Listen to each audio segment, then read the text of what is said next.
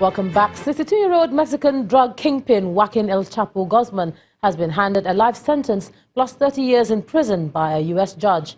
He was found guilty of 10 charges, including drug trafficking and money laundering, by a federal court in New York back in February. Here's Simon Puzey with Around the World in 5.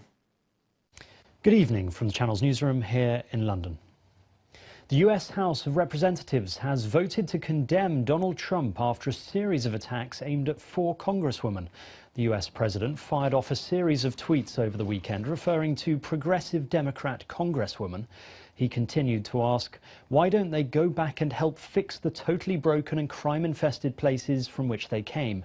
It's widely believed Mr. Trump was referring to 4 female House representatives. All 4 are US citizens and all but one were born in the United States. The vote passed by 240 votes to 187, with 4 Republicans and the House's sole independent joining all 235 Democrats to approve the resolution. The president has since tweeted, "I don't have a racist bone in my body," and continues to attack the women when asked about his tweets by reporters. They should love our country. They shouldn't hate our country. You look at what they've said. I have clips right here. The most vile, horrible statements about our country, about Israel, about others. Meanwhile, the Speaker of the House said the president should be ashamed. These comments from the White House are disgraceful and disgusting, and these comments are racist. Germany's Ursula von der Leyen says she will make Europe united and strong from east to west, south to north. It's after she secured European parliamentary approval to become the first female EU Commission president, having won over socialists and liberals with her vision of a greener, fairer and rule-based Europe.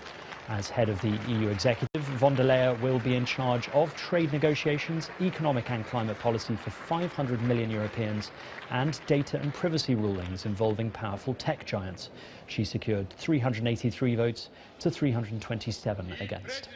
At least 12 people have been killed and many wounded in airstrikes in northwestern Syria. Residents and rescuers said bombs were dropped on Mar Shoreen village in southern Idlib province by planes which monitors said were Syrian army jets.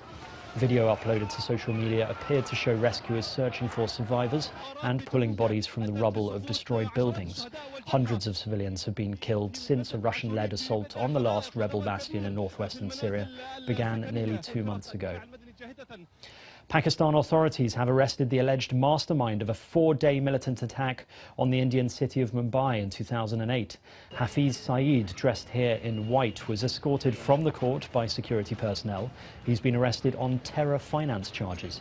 The Mumbai attacks 11 years ago killed more than 160 people.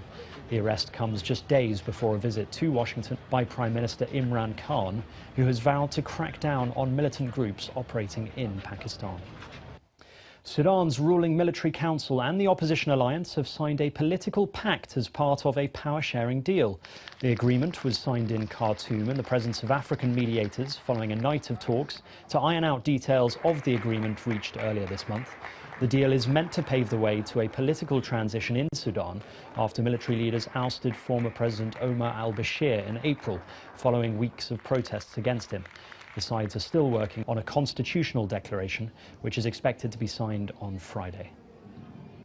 The jailed British-Iranian aid worker Nazanin Zaghari-Ratcliffe has been transferred from prison to a hospital psychiatric ward. She was arrested in April 2016 at a Tehran airport as she headed back to Britain with her daughter and was sentenced to 5 years in jail after being convicted of plotting to overthrow Iran's clerical establishment. Last month, Zaghari-Ratcliffe and her husband ended a 2-week hunger strike designed to push for her release and raise the profile of her case. Tourists trapped in mountainous areas have been rescued by firefighters as severe floods swept through southern and eastern China this week. The flooding is affecting swathes of China spanning from the Xinjiang region in the northwest to the Guangdong province in the southeast. Last week, the heaviest average rainfall to hit the region in more than half a century destroyed houses. Nearly 1.3 million people have been evacuated since the rain started in June.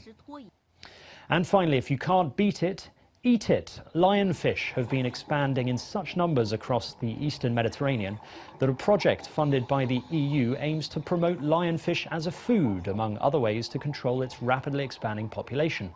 The fish's brightly coloured stripes may look beautiful, but its sting is toxic. It spawns up to 30,000 eggs every 4 days, and it has no known predators.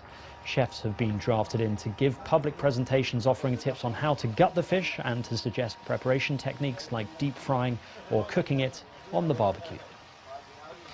And that's your international news around the world in 5.